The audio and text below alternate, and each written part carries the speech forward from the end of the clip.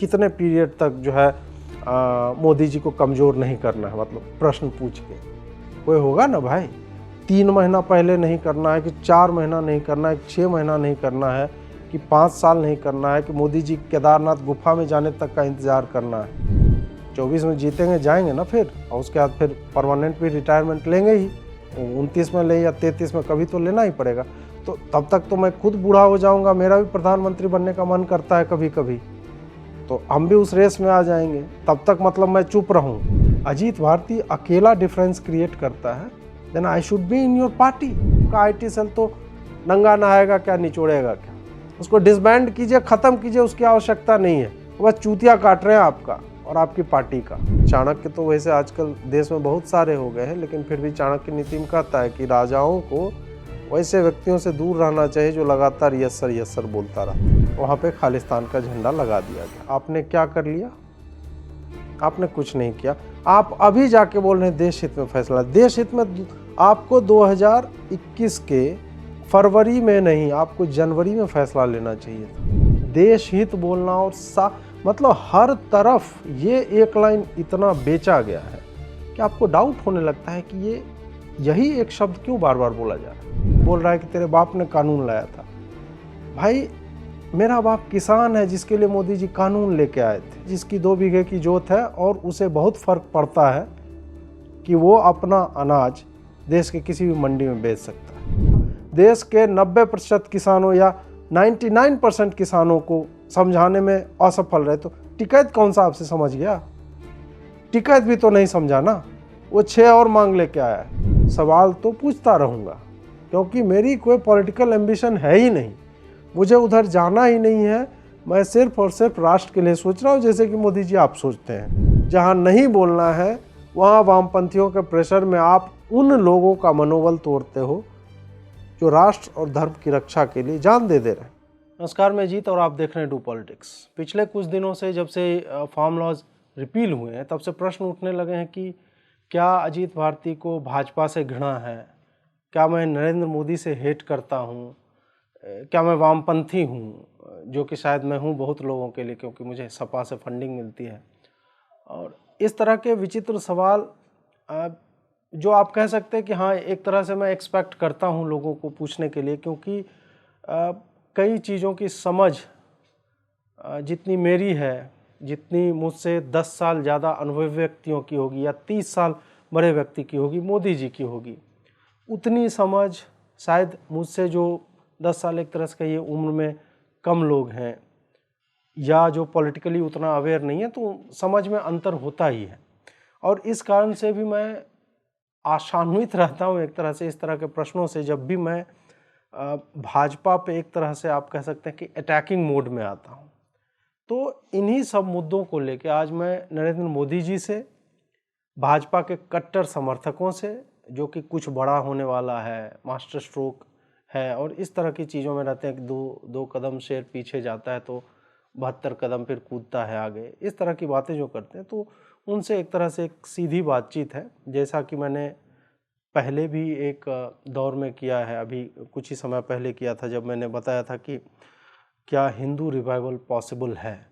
तो उसी तरह से मैं बिंदुवार तरीके से अलग अलग विषयों पे जो मुझे ट्विटर से लगातार मिलते रहे हैं, उन्हीं मुद्दों पे मैं आप लोगों के साथ चर्चा करूंगा। आइए आरंभ करते हैं। और उससे पहले मैं उम्मीद करता हूं कि आप लाइक, शेयर और सब्सक्राइब कर लें चैनल में। यहीं पे लाल रंग की का बटन है, वहाँ पे उसको दबा दीजिए और ज़्यादा से ज़्यादा लोगों तक इसको पहुँचाइए। सबसे पहला प्रश्न जो है वो ये है कि क्या मुझे मोदी से या भाजपा से पिछले कुछ दिनों में कोई एक अलग तरह की दुश्मनी डेवलप हो गई है? क्या मैं मोदी जी से घृणा करता हूँ? अब इस प्रश्न का उत्तर भी एक प्रश्न से ही है कि क्या अपनी आशाओं को प्रतिफलित होते ना देखना, और अपनी का मतलब मेरी निजी आशाएं नहीं है। मेरी निजी आशाएं क्या हैं? मेरे माता पिता सुखी संपन्न रहे, परिजन रहे अच्छे से, दोस्तों की कमाई ठीक ठाक होती रहे जहाँ भी वो काम कर रहे हैं, मैं भी एक ठीक ठाक जीवन जीऊँ, ये मेरी निजी आशाएं हैं। जब मैं अपनी आशाएं इस पॉलिटिकल सेंस में बोलता हूँ तो उसका अर्थ यह होता है कि मैं बोल रहा हूँ उन तमाम भाजपा के समर्थकों या वोटरों की जो कुछ मुद्दे देखकर भाजपा को अपना मत देते हैं। वो मुद्दे कौन से हैं? वो मुद्दे हम सब जानते हैं कि भाजपा जब चुनकर आई थी 2014 में, किन मुद्दों पे आई थी और कैसे उन्हें बार बार हिंदुत्ववादी और इस तरह के शब्दों से मतलब अभिनंदन किया जा रहा था उनका, और अभिनंदन दोनों सेंस में, कटाक्ष के तौर पे भी आप ले सकते हैं। अब प्रश्न ये उठता है कि जब बेयर मिनिमम कुछ चीज़ें हैं और वो बेयर मिनिमम भी भाजपा के लोगों ही ने बाकी लोगों तक पहुंचाई जब वो विपक्ष में थे। हिंदुओं के मसले कौन से हैं? हिंदुओं की क्या लिंचिंग नहीं होती? पॉलिटिकल वायलेंस में क्या भाजपा आरएसएस के लोग मारे नहीं जाते? तो जब आप ये पूछते हैं कि मेरे द्वारा इन मुद्दों पर, इन आशाओं पर उनको आधार बनाकर, उनको प्रतिफलित होते ना देखकर, ना ही उनके प्रतिफलित होने की कोई उम्मीद देखकर जब मैं प्रश्न पूछता हूं, तो मैं नरेंद्र मोदी से या भाजपा से या संघ से घृणा नहीं करता। मैं बस उन्हें याद दिला रहा होता हूं कि आप किन मुद्दों पे चुन के गए थे और आप क्या बनना चाह रहे हैं, बने नहीं हैं, क्या बनना चाह रहे हैं। दूसरी बात है कि अभी मैं पिछले काफ़ी दिनों से, लगभग 1 महीने से, आप दुर्गा पूजा से ही कह लें, मैं देश के अलग अलग हिस्सों में घूम भी रहा हूँ, जस्ट जानकारियाँ इकट्ठी करने के लिए। अब उसमें क्या हो रहा है कि मैं अब जहाँ भी जाता हूँ तो कुछ लोग होते हैं जो इस चैनल के फैंस हैं, फॉलोअर्स हैं, जो मुझे जानते हैं पहले से। उनमें से कई लोग संघ के कार्यकर्ता होते हैं, भाजपा के कार्यकर्ता होते हैं, और वो जब मिलेंगे तो आपको बताएंगे भी। अब उनमें मैंने एक, अभी हाल की ही मैं बात बता रहा हूँ, मैं मेवात से होके आ रहा हूँ। मेवात एरिया में मैं कुछ लोगों से मिला और उन्होंने देखा, मुझे भी पहचान लिया, फिर हम लोग बात करने लगे। फिर उन्होंने बात बात में बताया कि वो भाजपा के ही, अब मैं मतलब एग्जैक्ट पोजीशन नहीं बताऊंगा उनका क्या था, यंग लड़का 20-22 साल का था। तो उन्होंने बोला कि अजीत जी मैं भाजपा का ही हूँ। तो मैंने बोला कि ये किसान आंदोलन पे जो हुआ है, और उन्होंने बोला कि मैं आपका सारा वीडियो देखता हूँ। मैंने बोला कि आप तो फिर तो मुझसे काफ़ी हेट करते होंगे क्योंकि आप भाजपा का कार्यकर्ता हैं। उन्होंने कहा नहीं सर, ऐसा नहीं है, आप तो, हम लोग जो बात शर्म के मारे कि हमारे पार्टी के नेता इस तरह के काम कर रहे हैं, कह नहीं पाते किसी से, मुंह छुपाए फिरते हैं, जब हमारे ही दोस्त, जो हो सकता है कि हम एक ही गली मोहल्ले के हैं, कोई कांग्रेस का हो सकता है समर्थक, कोई भाजपा का है, कोई किसी और का है, तो बोला कि हम एक्सप्लेन नहीं कर पाते हैं जब वो बोलता है कि तुम्हारे नेता ने थूक करके चाट लिया। अब आप बताइए हम इस पे क्या बोलें, कैसे बोलें। तो जब मैं उन वर्कर्स के सेंटिमेंट को इको करता हूँ, जब मैं उनकी भावनाओं के बारे में बात करता हूँ कि मैं इन लोगों से मिला और उनकी ये राय है, जब मैं कृषि कानूनों पे, जब आप वापस ले लेते हैं, जिसे हमने 1 साल से, जिसमें हमने देखा था कि ये किस तरह का एक लैंडमार्क कहा जा सकता है कि भारतीय कृषि क्षेत्र में जो एक हरित क्रांति का दौर आया था, दुग्ध क्रांति आई थी, उसके बाद यह एक बहुत बड़ा सकारात्मक कदम था, और आपने उस कदम को जो है घुटने से जो है काट दिया, क्योंकि आपकी पॉलिटिकल कंपल्शंस है, वो भी मैं समझता हूँ, लेकिन उसको देश हित बोलना और मतलब हर तरफ ये एक लाइन इतना बेचा गया है कि आपको डाउट होने लगता है कि ये यही एक शब्द क्यों बार बार बोला जा रहा है। हम आगे इस पर भी चर्चा करेंगे, मैं पहले भी बोल चुका हूँ, तो इस पर बहुत ज़्यादा मैं घुसूंगा नहीं। अब वर्कर्स से आप उठकर ऊपर आएंगे तो फिर आप नेताओं के कमेंट्स देखिए, स्टेटमेंट्स उनके सुनिए अलग अलग मुद्दों पे, और कैसे ये स्टेटमेंट एक ग्राफ की तरह गिरता ही गिरता जा रहा है। सब लोग एक ही भाषा बोल रहे हैं और उस भाषा का कोई एक्सप्लेनेशन नहीं है कि आप फलाने चीज़ को डिफेंड करने के लिए इस बिंदु बोलेंगे तो हर एक आदमी अलग एस्पेक्ट पे बात करेगा। नहीं, सब आदमी वही देश हित में फैसला लिया है, देश हित में फैसला लिया। उसके अलावा अन्य मुद्दों पर भी जहां आपको वोकल होना चाहिए था, जहां आपको डिफेंड करना चाहिए, वहां लगता है कोई कम्युनिकेशन गैप है या एक ही तरह की बात करनी है, मोदी जी को ही प्लीज़ करना है, अपने कॉन्स्टिट्यूएंट, मतलब जिसने आपको चुनकर भेजा है, जिसके प्रति आपका उत्तरदायित्व है, उसको आप जो है मतलब केटर नहीं कर रहे हैं। आप किसको केटर कर रहे हैं? तो जो आपसे एक्सपेक्टेड है बोलना, और एक्सपेक्टेड इन द सेंस कि पॉलिटिकल करेक्टनेस के सेंस में। और फिर आप सुन ही रहे होंगे ना मोहन भागवत जी के बयान, मतलब माफ़ कीजिएगा, पूजनीय मोहन जी भागवत जी के बयान आपने सुने ही होंगे। आप देखिए कि पिछले कुछ महीनों में उन्होंने क्या क्या बोला है, जो कि उम्मीद नहीं थी कि इस तरह की बात ये लोग, हम ये मान के चलते हैं कि ये थोड़े स्वतंत्र होंगे, ये भाजपा क्योंकि ये पॉलिटिकल नहीं है, ये धार्मिक हैं एक तरह से और राष्ट्रवाद को लेके हैं और इनका कोई पॉलिटिकल कंपल्सन नहीं है कि फलाने जगह चुनाव है, ढिमका जगह चुनाव है। फिर भी हम उनसे इस तरह की मतलब गैर जिम्मेदाराना, यही शब्द है कि उसकी आवश्यकता नहीं है जिन शब्दों की, वो बोला जा रहा है।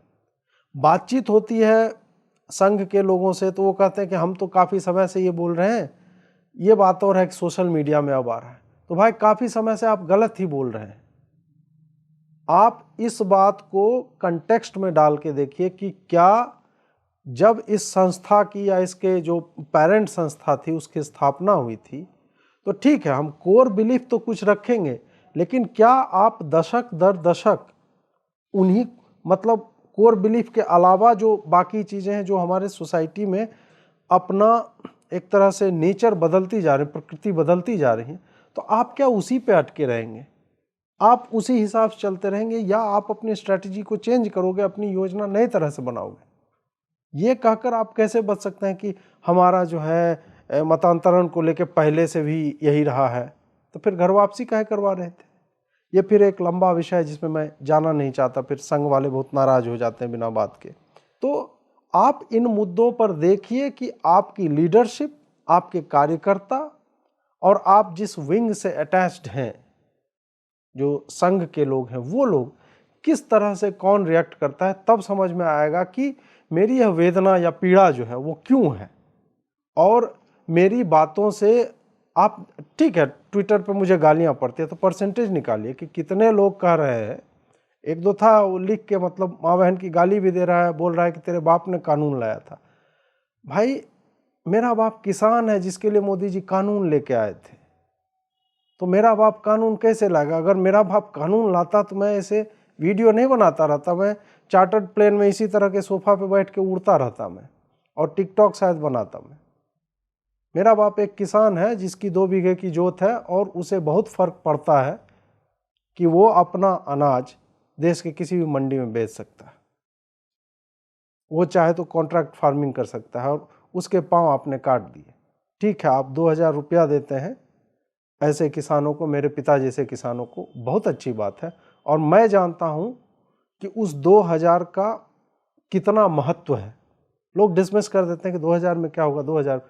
मैं जानता हूं कि बीज की खरीद के लिए, खाद के लिए पैसे नहीं होते हैं कैश, और किसान के अकाउंट में वो पहुंच जाना बिना किसी लीक के बहुत बड़ी बात है। और मैं उस पर डिफेंड करूंगा मोदी जी को, लेकिन हर बार नहीं करूंगा, क्योंकि पहली बात मैं कोई कार्यकर्ता हूं नहीं, और दूसरी बात जो गलत है उसको गलत ही कहा जाना चाहिए। अगर आप सही में राष्ट्रवादी हैं, सही में आप हिंदू हित देखते हैं, तो आप इस डिसीजन को, कोई भी आपको कितना भी चूरन चटाते रहे, मोदी जी की तपस्या हो रही थी और ये हो रहा था, वो किसानों के लिए किया था, ये राष्ट्र, कोई नहीं मैं मानूंगा, कोई लॉजिक ही नहीं है उसका। आप ढंग से अपने कार्यकर्ताओं को तो समझा नहीं पाए, आप आम आदमी को कहां समझा पाओगे? क्या आप ये मुझे बता रहे हैं कि आप देश के 90% किसानों या 99% किसानों को समझाने में असफल रहे? तो टिकैत कौन सा आपसे समझ गया? टिकैत भी तो नहीं समझा ना, वो 6 और मांग लेके आया है। कल को वो बोल देगा कि एक ऐसे मेरा मित्र है, उसने एक लिखा था इसी तरह का चुटकुला कि अब टिकैत का क्या है, वो तो बैठ जाए कि भारत जब तक फुटबॉल में विश्व कप नहीं जीतेगा तब तक हम बैठे रहेंगे, मोदी जी को टीम बनानी चाहिए। वो तो ऐसे ही बकलोली भरे काम करता रहेगा, और आपको उसको झेलना पड़ेगा, क्योंकि आपने उसको एक बार झेल लिया है और उसकी जीत एक बार दर्ज करवा दी। दूसरा बिंदु आता है, जो प्रश्न आता है सबसे ज़्यादा, कि मैं चुनाव तक इंतज़ार कर सकता था। अजीत जी, आप हमारे इस संघर्ष को कमज़ोर कर रहे हैं, आप चुनाव तक रुक जाते, योगी जी को जीत जाने जाइए। भैया, जब मैं पिछले साल नवंबर में, 1 साल पहले, जब मैं अलग अलग मुद्दों पर इनके फेलियर्स, पालघर हो, बंगाल का चुनावी हिंसा हो, तमाम तरह की बातें, उस पर प्रश्न उठाता, तब कहा जा रहा था कि अरे बंगाल कम से कम चुनाव हो जाने दीजिए अजीत जी, आप जो है हरवा देंगे मोदी को चुनाव। और बाद में इनफैक्ट मुझे ब्लेम भी किया गया कि आपने हरवा दी। मतलब 75 सीट आई तुम्हारी, 201 आनी चाहिए थी, तो 126 सीट हमने हरवा दी। क्या अजीत भारती की उतनी स्वीकार्यता है कि बंगाल के लोग मेरा वीडियो देख के और मोदी को वोट नहीं देंगे? मैंने हरवा दिया चुनाव। अगर इतना बड़ा मैं स्ट्रेटेजिस्ट हूं तब तो मुझे भाजपा में होना चाहिए था। मुझे मोदी अमित भाई शाह जी को बोलो, वो फूल वाला होता है ना, वो कमल वाला, वो पट्टा उट्टा मुझे उड़ाएं और मुझे भी ये कहने का मौका मिले कि आज अमित भाई शाह जी से मिलने का अवसर प्राप्त हुआ। पुष्प गुच्छ देकर मैंने उन्हें सम्मानित किया और हमने आंतरिक और बाह्य सुरक्षा के मुद्दों पे उनसे गहन चर्चा की। हमें भी मौका दो भाई। 125 सीट पे अगर अजीत भारती अकेला डिफरेंस क्रिएट करता है, then I should be in your party.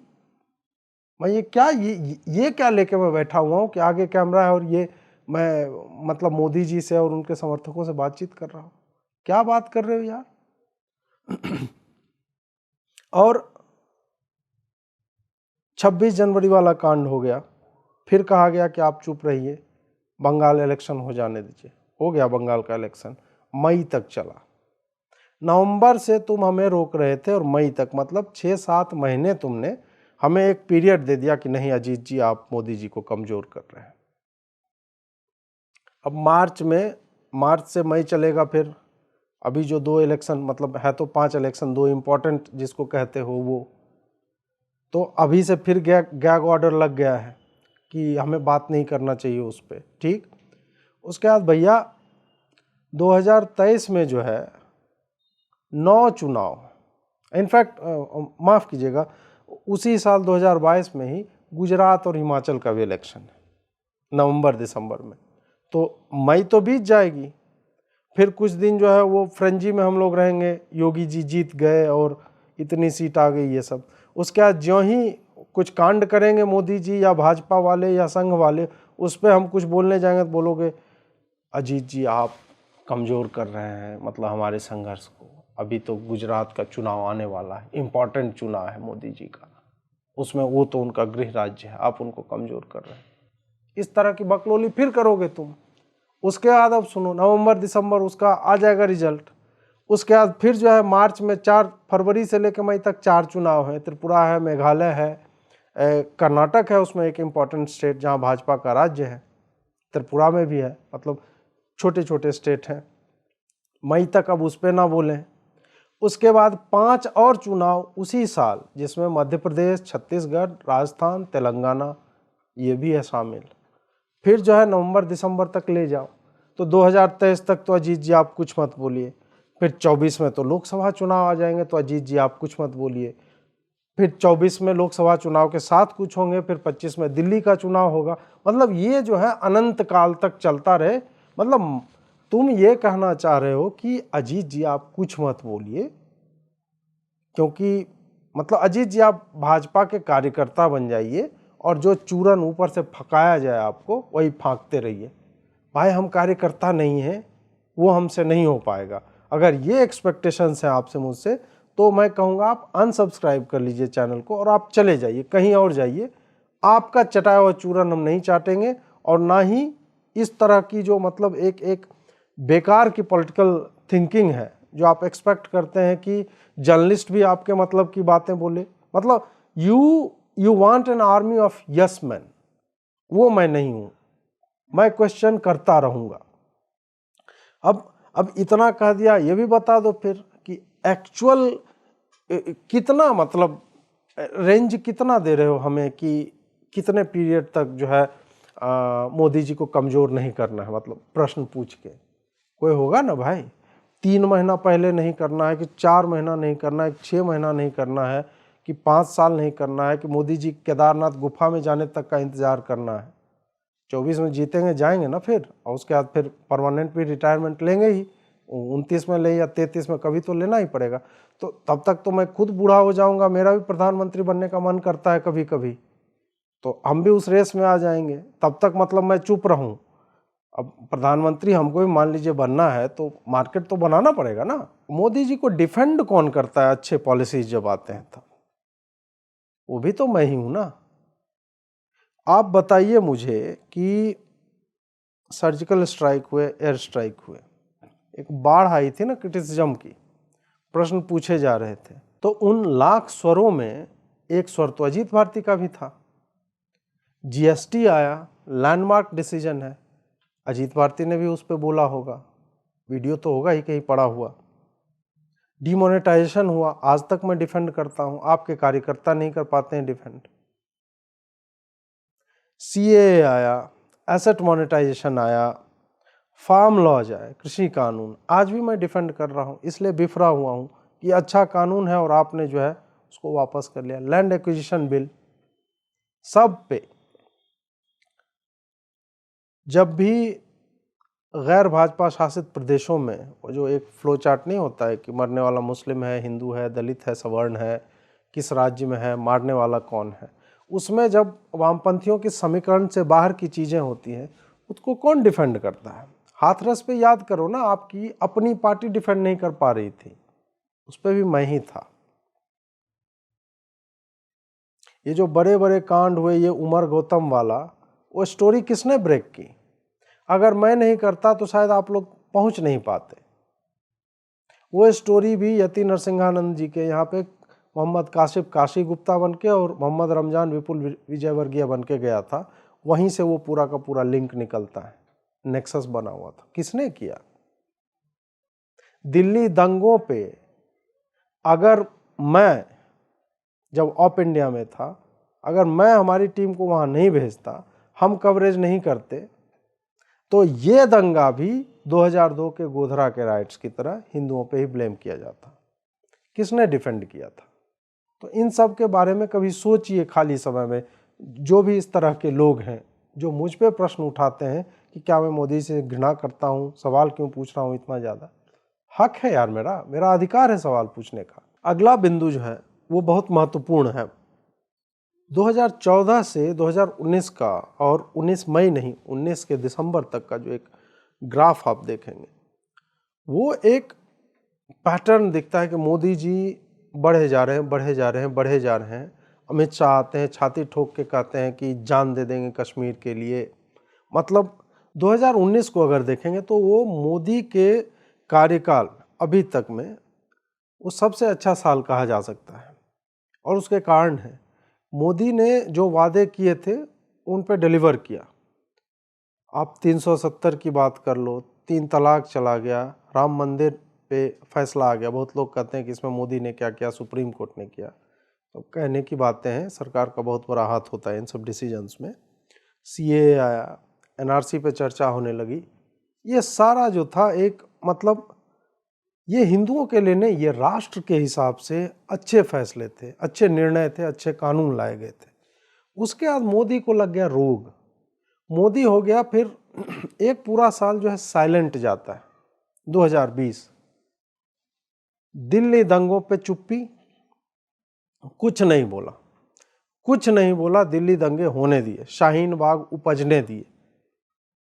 उसके बाद फिर आप देखेंगे कि मतलब जामिया वाला हुआ, एएमयू वाला कांड हुआ, असम में मतलब दंगे की स्थिति बनी रही, पालघर पे आप चुप रहते हैं। लगातार एक के बाद एक ऐसे मुद्दे आते रहे जिन पे जब जब हमने सोचा कि यार इस हिंदू लिंचिंग पे शायद मोदी जी बोल देंगे, क्योंकि मोदी जी तो गौरक्षकों को गुंडा तक बताया है, तो हमें लगा कि जो जेन्युइन हमारा इशू है उस पर बोलेंगे।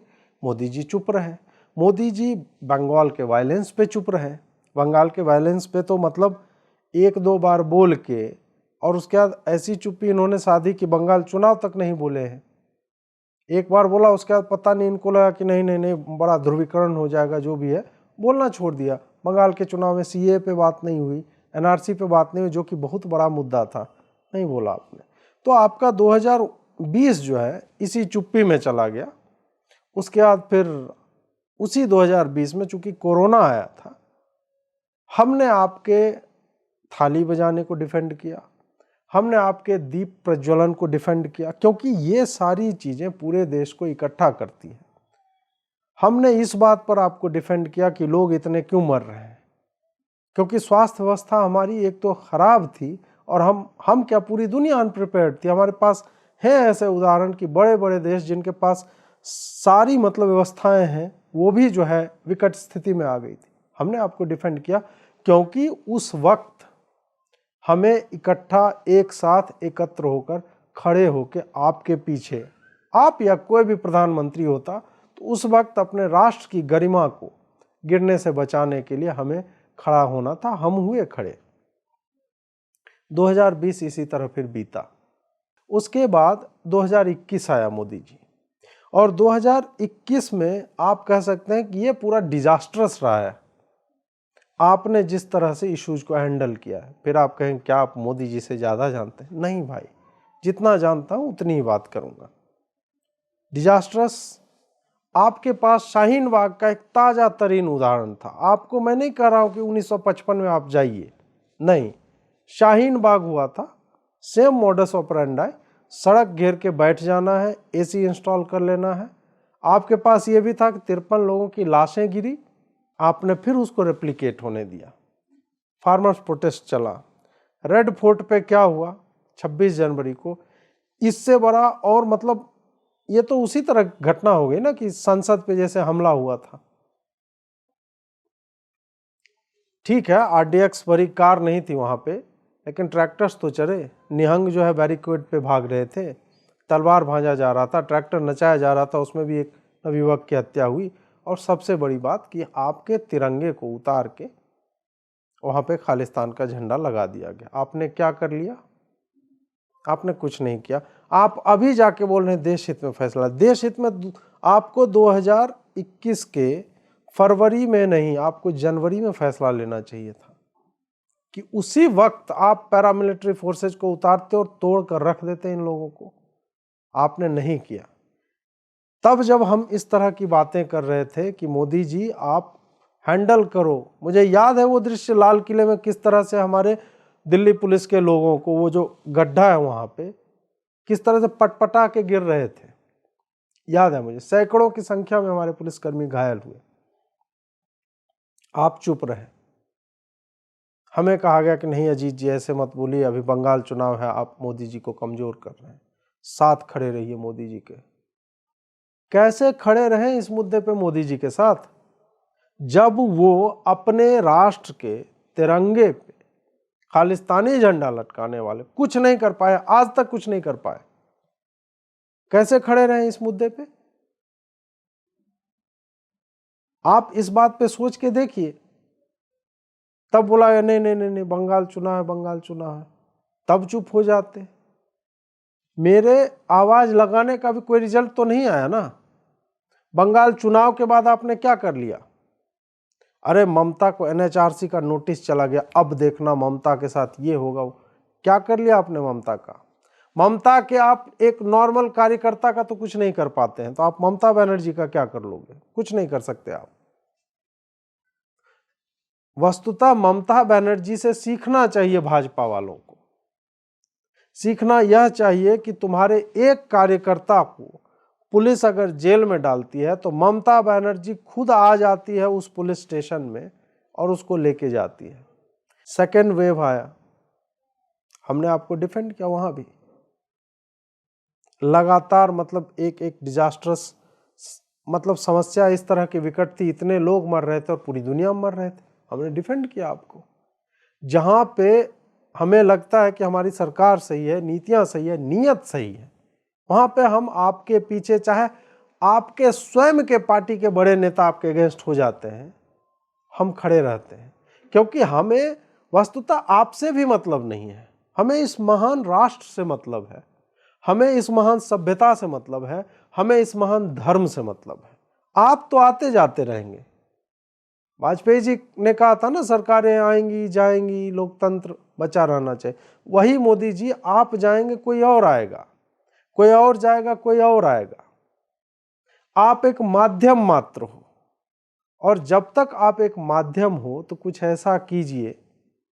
आपने बहुत कुछ ऐसा किया है कि हिंदू समाज मतलब बहुत बड़े डेट में है, आपके बहुत बड़ा कर्ज है आप, लेकिन और भी बहुत कुछ कर सकते हैं आप। अपने उन महान कार्यों को तुच्छ मत बनाइए कि लोग वो भूल जाएं।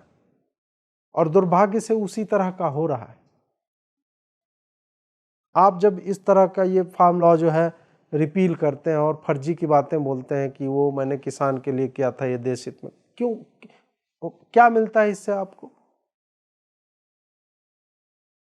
हमें आप झुंझुना थमा देते हैं, हम ये कर दिया, NHRC भेज दिया उसको, ये क्या कर लिया आपने? कुछ नहीं किया आपने। हम जानते हैं आप क्या करना चाहते हैं, आपका मोटिव क्या है यहाँ पे। तो सीधा बोलिए ना, भाजपा हित में मैं कर रहा हूँ, पार्टी हित में कर रहा हूँ। अच्छा लगेगा सुन के कि कम से कम आदमी चुनाव के लिए कर रहा है। ठीक है, चुनाव जीतना भी आवश्यक है। देश हित क्या होता है इसमें? देश हित कहाँ है भाई? 99% फार्मर्स की आपने मतलब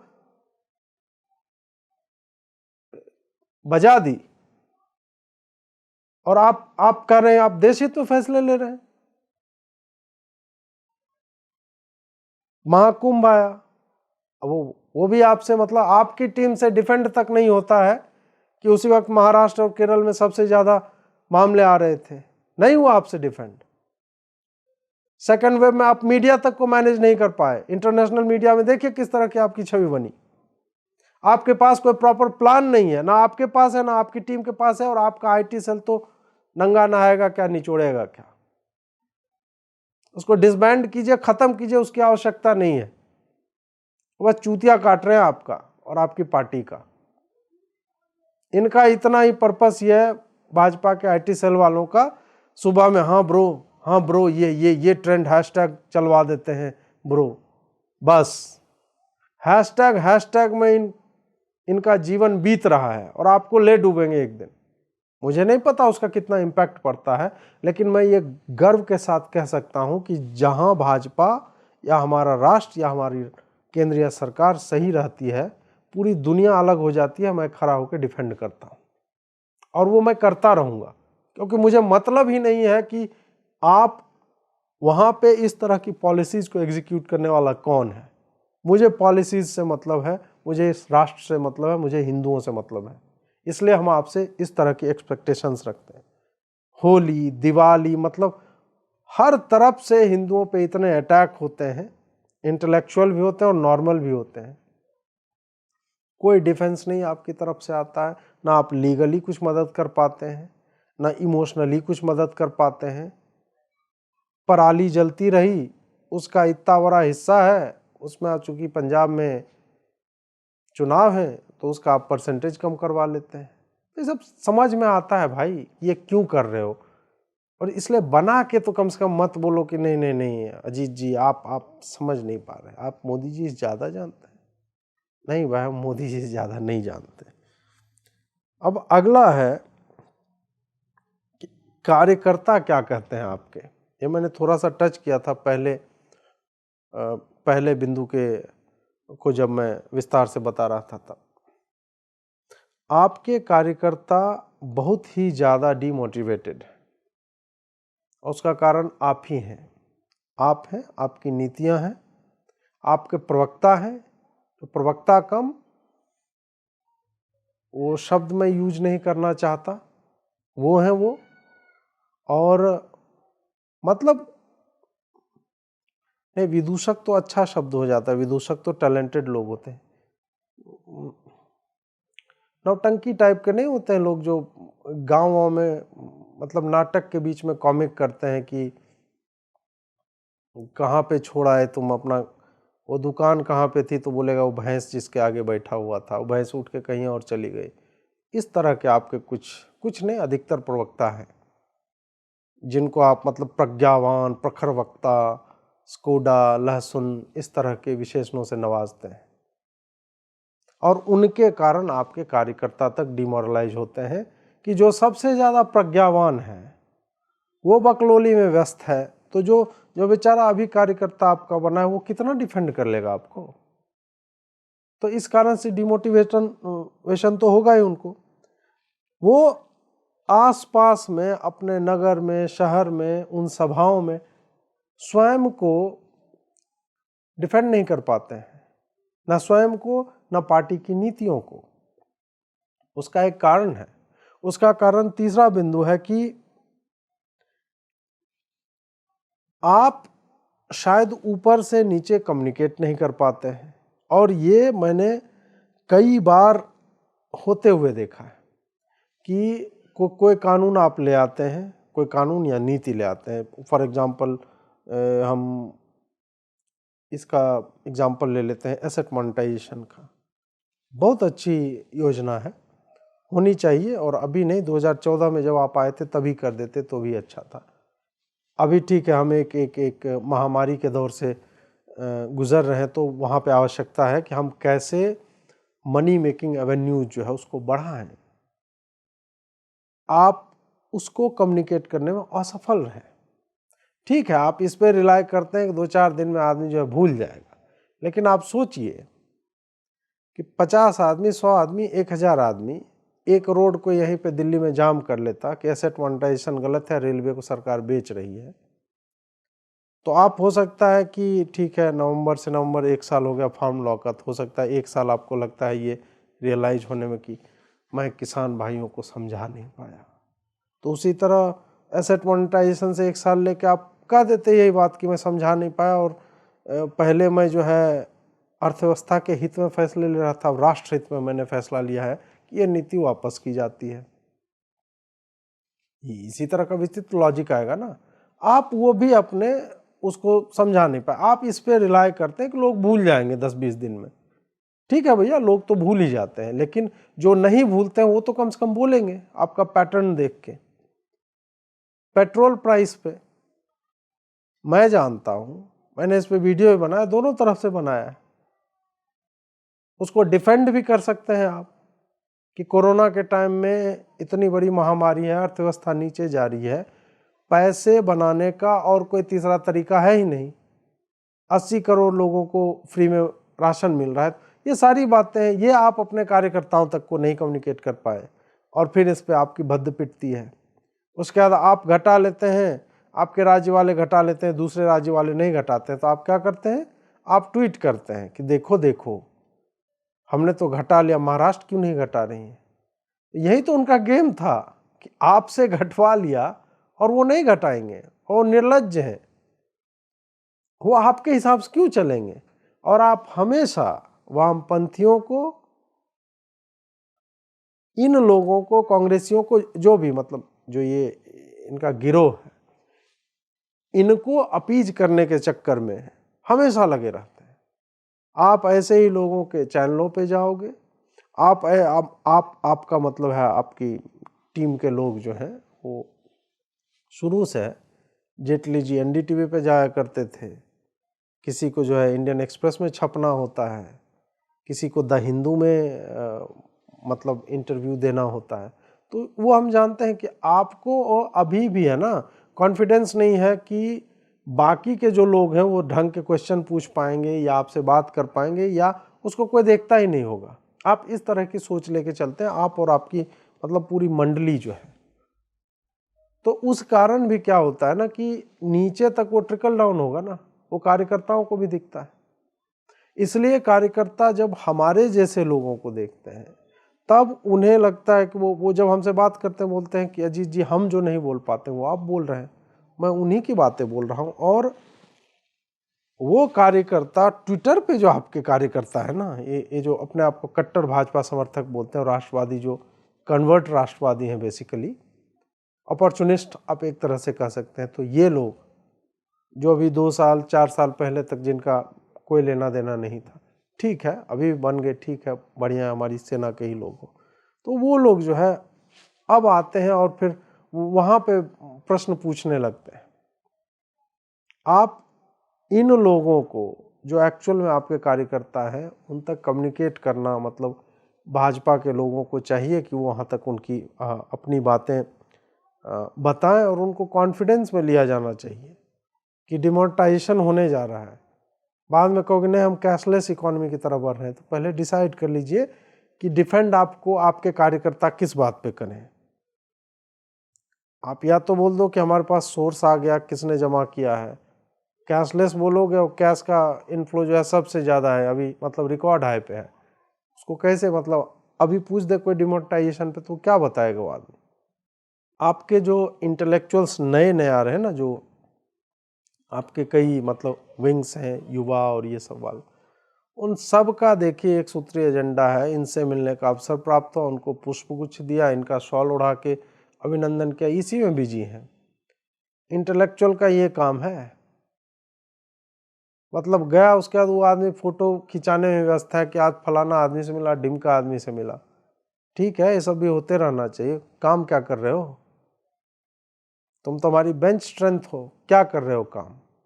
मोदी जी जिंदाबाद, मोदी जी ने जो किया होगा सही क्या होगा?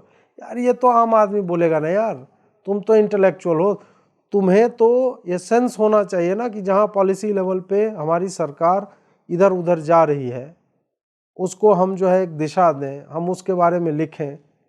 क्रिटिसाइज करने के भी तरीके होते हैं। एक आध तरीका मेरा है कि मैं थोड़ा ठीक है, मैं बहुत ही ज़्यादा वोकल होके और बोल देता हूँ, लेकिन शब्दों का चयन तो कर सकते हैं। मैं जानता हूँ मुझे ही करना हो तो मैं अलग अलग तरीके से कर सकता हूँ। तो आपके और लोग नहीं है क्या जो मुझसे ज़्यादा पढ़े लिखे हैं? उनको यही काम बचा है, ये शॉल ओढ़ाना और पुष्पगुच्छ भेंट करना। निकम्मों को बोलो कुछ काम कर लें ढंग का, कुछ पॉलिसी लेवल पे बातचीत कर लें ढंग से, तो वो भी आप नहीं कर पा रहे हैं। अगला जो बिंदु है वो ये है कि प्रश्न तो हमारे पास बहुत हैं जो हम कभी पूछते नहीं हैं। फिर आप कहेंगे क्या आप मोदी जी से ज़्यादा जानते हैं? कुछ प्रश्न है जो मैं सिर्फ प्रश्न के ही तौर पे ऐसे रखे जा रहा हूँ कि मोदी जी ने एक बार, याद है कि वो जोधपुरी वो साफा पहन के और वो बलूचिस्तान में ऑल इंडिया रेडियो खोलने की बात की थी, तो कहा गया कि हाँ भारत की पॉलिसी जो है बदल रही है, बलूचिस्तान पे भी फोकस है, ये वो। क्या हुआ उसका? उसके बाद कभी सुना है मोदी जी या उनके कैबिनेट या किसी रक्षा विशेषज्ञ के भी मुंह से बलूचिस्तान शब्द भी? नहीं सुना होगा आपने। उसका कारण है, उसमें हम नहीं जाएंगे। अफगानिस्तान डिजास्टर हमने देख लिया, भारत का मुंह कैसे वहाँ पे, मतलब एक तरह से मुंह काला ही हुआ है हमारी मतलब एजेंसियों का। बोलना नहीं चाहिए, लेकिन ये तो प्रश्न है ना कि आप ओवर रिलायंस आपका था, आपने एक सरकार वहाँ पे बनाई, मदद किया, संसद भवन बनाया, डैम बनाया, ये वो, और आपको यूएस ने बोला आपको सुपर पावर भी बनना है और आप यूएस की भी सुनेंगे, वो जैसे नचाएगा। इस पर मैं विस्तार से नहीं जाऊंगा, वो हमारे दूसरे चैनल डिफेंसिव ऑफेंस, मैं सिर्फ प्रश्न पूछूंगा। आपने ये भी गौर किया है कि भारत कैसे, मोदी जी आए थे तो सुपर पावर बनना चाहता था, अब वो शब्द सुपर पावर की जगह विश्व गुरु हो गया है। सोचिएगा इस पे कि सुपर पावर से हम विश्व गुरु कैसे, मतलब ये चेंज कैसे हो गया पैटर्न? आपको तो चाइना को काउंटर करना था, आपको अमेरिका की नहीं सुननी थी, आपको स्वयं जो है कि 21वीं सदी भारत की सदी होगी, इस टाइप की बातें थी। तो वो भारत की सदी क्या हम मतलब विश्व गुरु बन के करेंगे या सुपर पावर बन के करेंगे? क्या आपको लगता है कि आज के संदर्भों में विश्व गुरु की बहुत ज़्यादा पूछ है?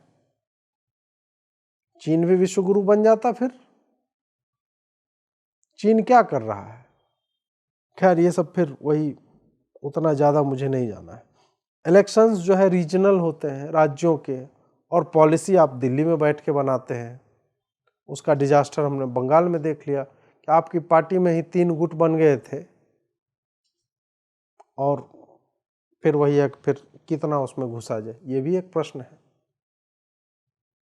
कि रीजनल चुनाव में, राज्य के चुनाव में दिल्ली से क्यों बनती है पॉलिसी? वहाँ के लोकल लीडरशिप को, या वहाँ पे जाके क्यों नहीं? रैली का क्या है, अमित शाह की रैली में जो है फलाने जगह पे भी वही लोग आ रहे हैं और इस जगह पे भी वही लोग आ रहे हैं, इस तरह से होता है। आपको लगता है भीड़ आई है, पूरा एकदम माहौल बना हुआ है?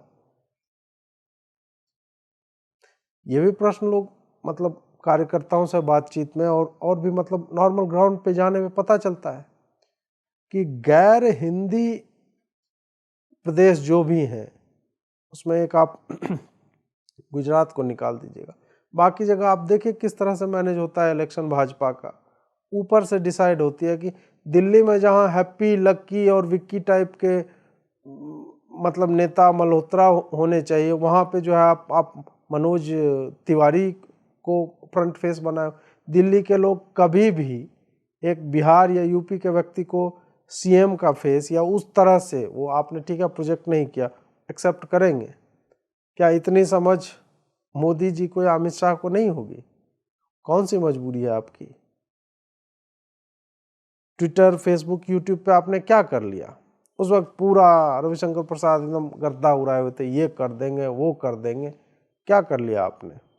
क्या आप इस बात के इंतज़ार में हैं कि कुछ एक नया मतलब कुछ और कांड हो, तब फिर हम ट्विटर पे फिर चर्चा करेंगे कि हाँ उस संदीप माहेश्वरी को बुलाओ, मनीष माहेश्वरी को बुलाओ, उसके एमडी को बनाओ, अरे ये तो एमडी भारत का है ही नहीं, ट्विटर तो सिंगापुर वाली ऑन करते हैं, ये पूरा दुनिया जहान घुमा दो। करना कुछ नहीं है काम का, बस जब जो मुद्दा आएगा तो अचानक से एक्टिवेट हो जाना है, उसके बाद फिर जो है सुषुप्तावस्था में चले जाना है। Conscious ignorance of Hindu issues, लगातार हिंदुओं के मुद्दों को उसकी उपेक्षा की जाती रही है और उसी समय उन मुद्दों को जिनको छूने की आवश्यकता नहीं है उस पर एकदम वोकल होके बोला जा रहा है। आप भी समझते हैं वो कौन से मुद्दे हैं, मैं भी समझता हूं, तो let's keep it to that. Gurgaon का नमाज केस एक बहुत बड़ा उदाहरण है। मतलब जो सार्वजनिक संपत्ति पे एक तरह से दखल कर रहा है कुछ घंटों के लिए और बार बार कर रहा है, उसको आप जो है गिरफ्तार नहीं करते। किसको गिरफ्तार करते? हिंदू जो प्रोटेस्ट करने आए थे। बंगाल के केस को आपने 150 लोग आपके मरे, तो कितने केस करवाए आपने? उसको परसू किया क्या? नहीं किया आपने एनएचआरसी का नोटिस भेज दिया और आपके प्रवक्ता पागल हो गए कि अब जो है अब देखो तो ये तो सरकार चली जानी है, अब एनएचआरसी को नोटिस चला गया यार, मतलब मामूली बात है, गई सरकार क्या? ये भी एक सवाल है। हम सवाल इसलिए पूछते हैं कि कोर्स करेक्शन जो है ना, कि आप जिस राह पे जा रहे हैं और फिर भटक गए हैं तो उसको भटकाव को जो है फिर से सीधी लीक पे लाया जा सके। उम्र में बहुत छोटा हूँ, अनुभव बहुत कम है, फिर भी इतना अनुभव है कि जिस तरह से 7-8 सालों में स्थितियों को बदलते देख रहा हूँ, बनते देख रहा हूँ, बिगड़ते देख रहा हूँ, कि कुछ चीज़ें मतलब थोड़ी तो समझ होगी ना मुझ में भी। ठीक है, आप मोदी जी से ज़्यादा जानते हैं वाला आप मार के फेंक सकते हैं, फेंक के मार सकते हैं, लेकिन थोड़ा तो 1-2% कुछ तो होगा ना।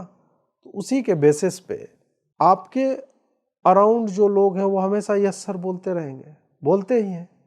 उसी कारण ऐसे डिजास्टर्स डिसीजंस हमें देखने को मिलते हैं जो नहीं होने चाहिए थे। तो क्या आपकी कोठरी में आपके आसपास के लोग हैं वो गर्दन यस सर वाले लोग हैं? अगर इस तरह का होता है तो चाणक्य तो वैसे आजकल देश में बहुत सारे हो गए हैं, लेकिन फिर भी चाणक्य नीति में कहता है कि राजाओं को वैसे व्यक्तियों से दूर रहना चाहिए जो लगातार यस सर बोलता रहता है। मतलब चाणक्य ऑब्वियसली यस सर वाला नहीं बोला, बट जो हामी भरते रहते हैं हर बात पे, ऐसे लोगों से थोड़ा दूर रहिए मोदी जी। और नए लोग जो हैं उनका ड्राइव जो है ना वो मर गया है। उन्होंने सोचा था कि 2014 में अपनी सरकार आई, अब ये हो जाएगा, जो उनका उत्साह था वो खत्म हो गया है। वो जानते हैं कि उनको सिर्फ और सिर्फ चुनाव के समय में एक्टिवेट किया जाएगा, उनकी गाड़ियों में पेट्रोल भरवा दिया जाएगा, बोले रैली में जो है 3 लाख आदमी लेके आ जाना, मतलब सबसे बोला जाता है, पहुंच जाएंगे। वो क्या करेंगे, कार्यकर्ता है बेचारे। तो उनको मोटिवेट करने के लिए आप क्या कर रहे हैं?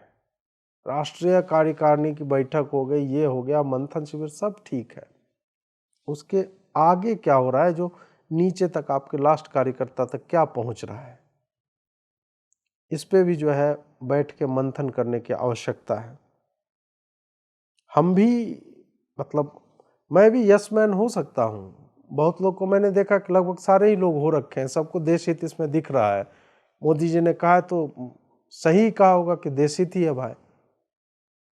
हम भी बन सकते थे, नहीं बने, क्योंकि मेरी कोई आकांक्षा है नहीं कि यहाँ पे मोदी जी खड़े रहे हो मैं पुष्पगुच्छ लेके देता वो फोटो मैं आजीवन जो है फ्रेम करवा के डाल लूँ अपने कवर पिक पे। नहीं चाहिए हमको, फोटोशॉप कर लेंगे यार, अगर करना ही होता ये सब तो नहीं करना है, क्योंकि उसका कोई पर्पस नहीं, उससे कुछ सॉल्व नहीं होता है। उससे एक आदमी का छोटा ईगो, इतना छोटा होता है ना, आदमी भी छोटा, ईगो भी उसका छोटा, वही सेटिस्फाई होता है उससे, और कुछ नहीं। कि वो किताब भेंट किया, फूल भेंट किया और हमारे फ्रेम में मोदी जी देख रहे हैं, बस वो मुझे नहीं करना है। इसलिए मैं सवाल तो पूछता रहूँगा, क्योंकि मेरी कोई पॉलिटिकल एम्बिशन है ही नहीं, मुझे उधर जाना ही नहीं है। मैं सिर्फ और सिर्फ राष्ट्र के लिए सोच रहा हूँ, जैसे कि मोदी जी आप सोचते हैं। तो हम दोनों एक ही लाइन पे हैं। आपको लगे कि मैं कहीं भटक रहा हूँ, ठीक है, आप संदेश भिजवा सकते हैं, मेरा इनबॉक्स खुला है, खुला ही रहेगा तुम्हारे लिए। तो ये तो चलता रहेगा कि मैं भटकूंगा, आप टोको, आप भटकेंगे, हम टोकेंगे, क्योंकि हमने मत दिया है अपना आपको, हमने उन वायदों के ऊपर मत दिया है आपको जो हमें लगता था कि आप करेंगे और आपने क्लेम किया था कि आप करेंगे, लेकिन आप कर नहीं रहे हैं। तो इस कारण ये तो सवाल तो होता ही रहेगा। अब है कि ये प्रश्न कई बार आता है कि क्या मैं वाकई चाहता हूं कि भाजपा हार जाए चुनाव। मैं चाहता हूं कि भाजपा हर चुनाव, मतलब जो वार्ड कमिश्नर लेवल का होता है ना, वो भी अगर भाजपा से संबंधित है तो वो जीते। मैं पूरा भगवा देखना चाहता हूं, पूरे मैप को, और हो भी रहा था बीच में। उसके बाद फिर आपकी पॉलिसी जैसी ऐसी आई और आपके डिसीजंस ऐसे ऐसे आए कि आप घट के अब आधे में आ गए होंगे। तो नहीं, मैं भाजपा को हारता हुआ नहीं देखना चाहता, मैं भाजपा को एक और बेहतर पार्टी बनते हुए देखना चाहता हूं। नहीं तो फिर वही आप कांग्रेस भी थकाऊ हो जाएंगे जो आपके बारे में बोला जाता है। मैं चाहता हूं कि भाजपा या मोदी जी 1% को अपीज करने के चक्कर में 99% की ना मारे। और मारे से मेरा मतलब आप अच्छे से समझ लीजिए कि मैं क्यों इस शब्द का चयन कर रहा हूं। आपने 99% किसानों की मार ली है, और ये आप भी जानते हैं। अब भले वो किसान हित में डिसीजन लिया था, राष्ट्र हित में वापस कर रहा हूं, जितना वो कहते रहिए, उसका कोई मतलब नहीं है। और यही पैटर्न आप फिर 20% संप्रदाय विशेष को अपीज करने के चक्कर में आप 80% जो हिंदू हैं उनकी आप बैंड बजाते रहते हो। तबरेज पे बड़ा दुख हो जाता है आपको। वो कौन थी, उसका टांग टूटा था, उस पर बड़ा आपको दर्द छलक गया। जहां नहीं बोलना है वहां वामपंथियों के प्रेशर में आप उन लोगों का मनोबल तोड़ते हो जो राष्ट्र और धर्म की रक्षा के लिए जान दे रहे हैं। गौरक्षकों को आप गुंडा कहते हैं, क्यों? क्योंकि आपको दिखना है कि हाँ देखो देखो, हम तो अपने आदमी को भी डांटते हैं। तो ये सब करना बंद कीजिए वामपंथियों। क्यों? मतलब भाजपा को विपक्ष के मोड से बाहर आना चाहिए and believe that you are the rulers, और आपको भेजा गया रूल करने के लिए, ना कि किसी को अपीज करने के लिए। तो उस रूथलेसनेस में जब तक भाजपा नहीं आएगी तब तक, मतलब ठीक है, मैं अगर अकेला भी पड़ जाऊंगा तो भी मैं अकेला ये बात बोलता रहूंगा। इससे मतलब नहीं है कि 99 यूट्यूबर क्या कर रहे हैं। आपके मुंह से एक हिंदू की लिंचिंग पे एक शब्द नहीं निकला है। आप पालघर पे आज तक ने बोलना छोड़िए, उस केस में हुआ क्या ये नहीं आप बोल पाते हैं। कार्यकर्ता मरते हैं गिनवा के, उसका पॉलिटिकल गेन आप लेना चाहते हैं बस। पंजाब में आप पता नहीं क्या करना था आपको, आपने उसके चक्कर में जो है किसान बिल वापस किए। और अभी भी जो सबसे बड़ा मुद्दा है पंजाब के इलेक्शन का जो बन सकता है, सरदारों के ईसाई कन्वर्जन का इशू, उस पर कोई नहीं बोल रहा है। हम घूम के आए हैं, और पूरे भारत में अगर सबसे ज्यादा गति से कहीं पे मत परिवर्तन कराया जा रहा है तो वो पंजाब है। पगड़ी वाले ईसाई बन रहे हैं वहां पे, जिस धर्म की रक्षा के लिए गुरुओं ने शहादतें दी थी। उस मुद्दे पे मतलब इस तरह से किया जा रहा है जैसे कुछ है ही नहीं, जैसे किसी को पता नहीं है कि वहां पे क्या चल रहा है। सबको पता है, बट आप उसको उसी तरह से दबाना चाहते हैं जैसे कि पराली के धुएं को आप बता देते हैं हरियाणा से आ रहा, वो भी 4% है, ज्यादा नहीं है। तो वो तो हम सबको दिखता है मोदी जी। अब प्रश्न है कि क्या मैं इसी तरह से अटैक करता रहूंगा? बिल्कुल। यही मेरे जीवन का ध्येय है। आप अच्छा करोगे इतना मैग्नीफाई करूँगा, बुरा करोगे इतना मैग्नीफाई करूँगा, यही है। और मैं जानता हूँ कि आप या आपकी पार्टी या कोई भी नेता या मैं स्वयं, मुझ में भी 1000 बुराइयाँ होगी, मैं भी जो बोलता हूँ बहुत लोग सहमत नहीं होते और वो अपने बातों को रखते हैं, उनका स्वागत है, ठीक है। वो गाली देंगे, मैं ब्लॉक कर देता हूँ, वो बात अलग है, लेकिन स्वागत है उनका। तो ये सारा जो है ये तो चलता रहेगा और इसी मोड में ऐसे ही चलता रहेगा क्योंकि उसकी आवश्यकता है। अब ये है प्रश्न कि अजीत जी क्या लोगे चुप होने का? ये बहुत जेन्युइन प्रश्न है और बहुत लोग मुझसे पूछते हैं कि क्या लोगे चुप होने का। मैं यही लूँगा कि आप जो मुद्दे 2014 में लेके आए थे और 19 के भी मैनिफेस्टो में था, उनको पूरा कीजिए। और मैं आपका सबसे बड़ा समर्थक हूँ और रहूँगा। वोट हमेशा जाएगा, लेकिन हाँ, वोट जिस कारण दिया था उस पर प्रश्न हमेशा मैं पूछता रहूँगा। फिर मैं दूंगा, कल भी वोट होगा, दूंगा मैं, बावजूद इसके कि आपने जो किसान बिल वापस लिए हैं वो बहुत बड़ा डिजास्टर्स डिसीजन है, ये मैं जानता हूँ। ये वामपंथियों के लिए आपने एक कॉरिडोर खोल दिया है कि वो जब चाहें आपको ब्लैकमेल कर सकते हैं और आप होंगे, क्योंकि आपका नेचर वैसा बन गया है। इस प्रकृति को अगर आप चेंज नहीं करेंगे तो फिर ये बार बार इस तरह से सवाल पूछे जाएंगे आपको हमेशा, और ये धीरे धीरे रिवर्बरेट होके ये और बड़ा विकराल रूप लेगा। और ये मैं सुनिश्चित करूंगा, प्रश्न तो आपसे पूछे जाते रहेंगे जब आप इस तरह की, मतलब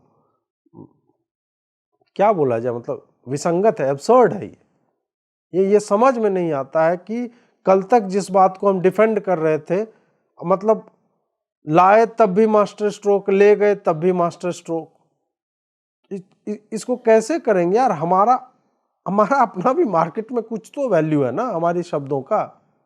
वो खुद ही आके 3-4 घड़ी आके चले जाएंगे, पगला गए हो क्या? सारा मास्टर स्ट्रोक ही है, मतलब आना जाना रुकना सब मास्टर स्ट्रोक होता है। तो ऐसे तो नहीं चलेगा ना। और कुछ बड़ा होने वाला है भाई, समझते हैं कितना क्या बड़ा हो रहा है। अब आप कहेंगे कि बीजेपी फिर क्या करे? भैया हम कैसे बताएं, हम ना तो कार्यकर्ता है ना नेता है। एक्सपर्ट से पूछिए, खुद मंथन शिविर लगाते हैं, लगाइए और हर व्यक्ति को स्वतंत्र रूप से बोलने दीजिए। ये आपका मसला है, मैं नहीं बताऊंगा कि भाजपा क्या करे। मेरी एक्सपेक्टेशंस में बता सकता हूं कि आपने जो जो चीजें क्लेम की हैं कि आप लाएंगे वो सारा लाइए, अपीजमेंट बंद कीजिए। वहां तक पहुंचने के लिए भाजपा क्या करना है वो भाजपा वाले जाने। दोस्तों, आशा है कि आपको आज का एपिसोड अच्छा लगा होगा। इसी के साथ एक और अनाउंसमेंट भी करनी है कि हमारे टी शर्ट जो है प्राउड टू बी ए काफिर वाला, वो लॉन्च हो चुके हैं और आने वाले दिनों में आप जाएं, हमारा डिस्क्रिप्शन में मैं लिंक डाल दूंगा डिस्क्रिप्शन में, और आप वेबसाइट पे भी जाके शॉपिंग का आइकॉन होगा उस पर जाके वहाँ से भी टी शर्ट जो है ऑर्डर कर सकते हैं। आपके फीडबैक का इंतज़ार रहेगा और इस वीडियो से अगर आप सहमत हैं, असहमत हैं, अपनी प्रतिक्रिया कमेंट में अवश्य लिखिए और लाइक शेयर और सब्सक्राइब करते रहिए। बहुत बहुत आभार आपका। नमस्कार।